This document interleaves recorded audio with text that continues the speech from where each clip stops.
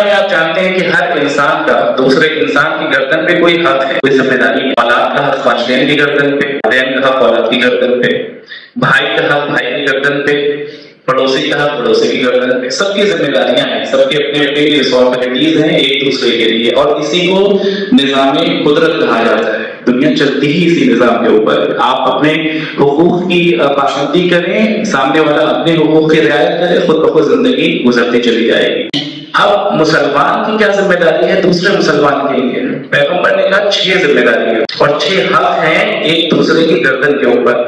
اب یہ حدیث متفق علیہ ہے، تمام مسلمان اسے قبول کرتے ہیں۔ اب آگے ذرا دیکھا جائے کہ واقعی اس حدیث کو صرف زبانی مانتے ہیں یا دل سے اس حدیث کو تسلیم کرتے ہیں، قبول کرتے ہیں اور اس پہ عمل نہیں۔ تو 6 حق ہیں کون سے؟ میں سب کی تشریح تو نہیں کروں گا، صرف ایک جملے سے مجھے کام ہے، بس میں حدیث آپ کے سامنے جلدی سے پڑھتا چلوں۔ سلوات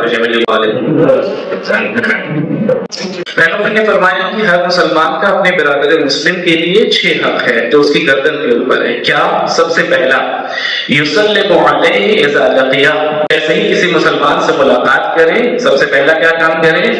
سلام۔ یہ پہلا حق، یہ ہے پہلی ذمہ داری۔ پیغمبر اکرم کی سنت میں سے ایک سنت یہ ہے، اور پیغمبر کی اگر آپ سنت دیکھیں تو سیرت کا ایک پہلو یہ ہے کہ پیغمبر اکرم اپنے سے چھوٹوں کو بھی سلام کر دیتے ہیں، پہل کرتے تھے سلام کرنے میں، اپنے ہمسر کو بھی سلام کرتے تھے، سب کو سلام کرتے تھے، اور سلام کرنے کی سلطنت بھی ہوتی ہے۔ چیز جب بھی کسی مسلمان سے ملاقات کرے سلام کرے، اور یعود ہو اذا مرض، اور جب مسلمان مریض ہو جائے، بیمار ہو جائے تو اس کی عیادت کر دیا جائے۔ یہ دوسری ذمہ داری، یہ ہے دوسرا حق ایک مسلمان کا دوسرے مسلمان کی۔ اور اس میں تو اذا اتسا، جب ٹھیک آئے تب ایک خاص جملہ ہے ہمیں آداب میں سکھایا گیا ہے کہ جب بھی آپ کے سامنے کوئی برادر مومن ہو، مسلمان ہو، اور اسے چھینک آ جائے تو آپ کو اس کے لیے کہنا ہے کہ یرحمک اللہ، اللہ آپ کے اوپر رحمت حاصل کرے۔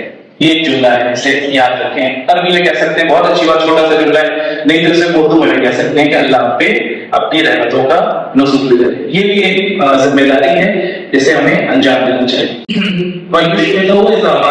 جب مر جائے تو اس کے لیے گواہی ہے۔ آپ جب نماز میں کھڑے ہوتے ہیں، کیا آپ نے آج تک کسی شیعہ ہوئے کہتے ہوئے سنا کہ فلاں کی نماز جنازہ میں شریک نہ ہوئے گا؟ کھڑے ہو جائے، مسلمان ہے نا، کھڑے ہو جائے، اور کھڑے ہو جائے گے، اور کھڑے ہونے کے بعد اعلان کر دیجیے جو گواہی دیتے ہیں۔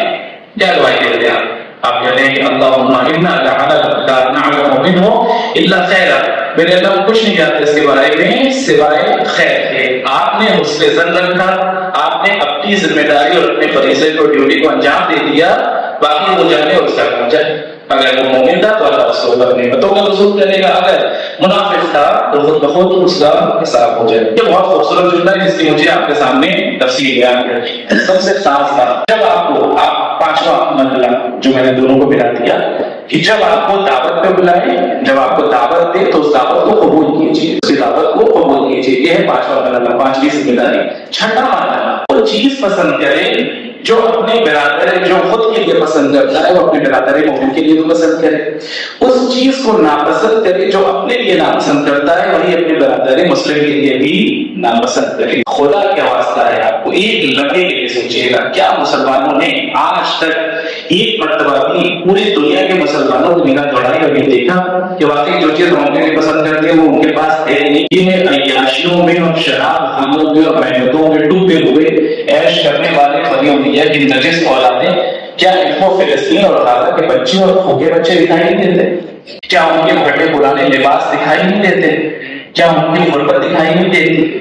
اور ان کی غربت سے نکالنے والا وہ مسیحا نہیں دکھائی دیتا جس نے ان کے لیے آواز اٹھائی، جس کی آواز کا انجام یہ ہوا کہ اسے جام شہادت ملا؟ یہ خاموش بیٹھے۔ اگر خاموش بیٹھے ہیں تو سمجھ جائیے کہ انہوں نے اسلام کا ابھی الف بھی نہیں سیکھا ہے، اسلام تو بہت دور کی بات ہے، کچھ نہیں جانتے ہیں مسلمان کو۔ جو چیز اپنے لیے پسند کرتے ہیں، خود تو شاہانہ لباس پہنتے ہیں، خود تو وہ عیاشی کرتے ہیں، اگر آپ نے سوشل میڈیا میں کہیں ان کا دسترخوان دیکھا ہوگا تو پھر اندازہ لگا لیجیے۔ اور یوں ہی میں نہیں کہتا کہ بنی امریہ کی نجس اولاد ہے، وہاں بھی وہی سلسلہ تھا کہ وہ بھی کھاتا تھا اور شکم سے نہیں ہوتا تھا، ان جس اولادوں کا کوئی حال۔ تو دسترخوان مفصل لگ رہا تھا ماہ مبارک کے رمضان میں۔ خدا کا خوف کریے آپ، خدا کا خوف کریں آپ کے زمانے میں کا کوئی بہت بڑی چیز نہیں ہے۔ 1000 ویڈیوز ہے جو میری نگاہوں سے گزری، اور یہاں سے میں اس لیے نہیں کہتا کہ میں اپنے آپ کو بہت دکھانا چاہتا ہوں کہ بڑا اسلام کا ہمدرد ہوں، لیکن خدا شاہد ہے میرا اللہ جانتا ہے کہ دل کی کیفیت کیا ہوتی ہے کہ آنکھوں سے زاروں قطرہ لفظوں میں ہیں جیسے اللہ سو بچوں میں لکھا جائے. میں نے تو نہیں سوچا کہ یہ میرے شیعہ بچے ہیں، ان کا تعلق مذہب تشیع سے، ہرگز تشیع سے کوئی تعلق نہیں، دور دور تک تعلق نہیں مذہب تشیع سے. لیکن اس معصوم بچے کا رونا اس سے برداشت نہیں ہوا، میں نہیں برداشت کر پایا. کیوں؟ کیونکہ مسلمان ہے، لا الہ الا اللہ کہنے والا ہے، محمد رسول اللہ کہنے والا ہے. کچھ ذمہ داری ہے ہماری بھی، کیا کر سکتے ہیں اس کے لیے؟ دوست تو کچھ بھی نہیں کر سکتے، لیکن کم سے کم اظہار تعصب تو کر سکتے ہیں. جن لوگوں نے اس بچے کو اس حالت میں پہنچایا ہے کہ اس کے سر سے اس کے پاک کا سایہ چھین دیا، آج تک بدل پہ ٹھوکریں کھا رہا ہے، اپنے گھر سے بھی بے دخل ہے، کم سے کم ان پہ لعنت تو بھیج سکتے ہیں. اگر اتنا بھی نہیں کر پا رہے ہیں تو پھر ہمارے لیے ایسے مسلمان ہیں، ہرگز مسلمان نہیں ہو سکتے.